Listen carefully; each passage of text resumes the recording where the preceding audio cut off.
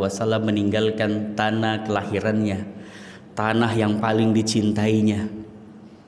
1445 tahun yang lalu Rasulullah meninggalkan tanah kelahirannya,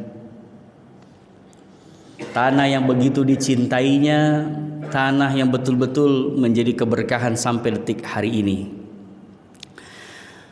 Perginya Rasulullah Sallallahu Alaihi Wasallam bukan tanpa sebab, pasti ada sebab. Yang pertama, yang kedua pasti juga dengan perintah Allah Subhanahu Wa Taala. Rasulullah bukan lari dari kejaran kaum kafir Quraisy. Rasulullah bukan takut oleh kaum kafir Quraisy. Rasulullah bukannya sembunyi dari kejaran kaum kafir Quraisy pada saat itu.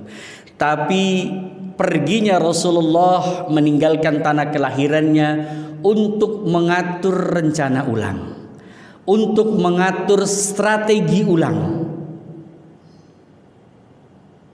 Begitulah kita kaum muslimin, suatu ketika kalaulah kita ada masalah, kalaulah kita ada urusan, kalaulah kita ada kesulitan, bukan lari dari masalah, bukan, tapi tarik mundur sesaat untuk mengatur strategi ulang. Itu yang dilakukan Rasulullah Sallallahu Alaihi Wasallam. Busur panah itu tidak akan pernah melesat kecuali dia ditarik mundur. Pegang itu. Busur panah itu tidak akan pernah dia akan melesat menempati sasaran kecuali dia harus ditarik mundur, baru dia melesat. Itu yang dilakukan Rasulullah atas perintah Allah. Kalaupun asbab Rasulullah didatangi kaum kafir Quraisy, ingin dibunuh, ingin disakiti, itu hanya asbab-asbab kecil yang memang diperintahkan oleh Allah juga. Semua asbabnya min Allah. Tidak lain tidak bukan yang dilakukan Rasulullah Sallallahu Alaihi Wasallam itu semuanya untuk kebaikan kita. Bisa dibayangkan kalau Rasulullah tidak hijrah pada saat itu, Rasulullah tidak meninggalkan kota Mekah menuju Yathrib, apa yang jadi dengan kita? Bisa jadi Islam belum nyampe dengan kita, Islam belum bisa kita nikmati. Begitulah perjuangan, begitulah perjuangan.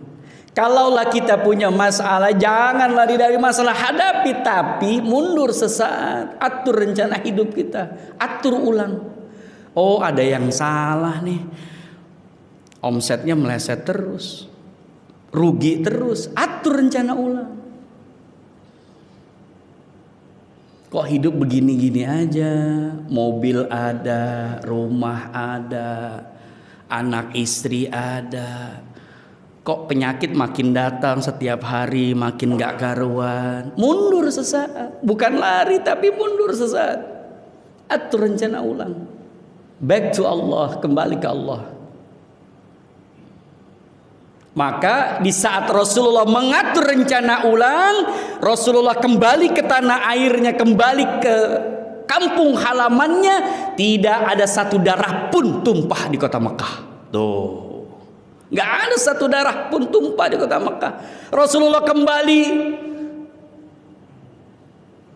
ke tanah kelahirannya, disambut tola'al badru alaina, yang disebut dengan Fathul Makkah. Tidak ada satu darah pun yang tertumpah. Begitulah yang harus terjadi kita sama orang muslim. Nggak perlu ada pertumpahan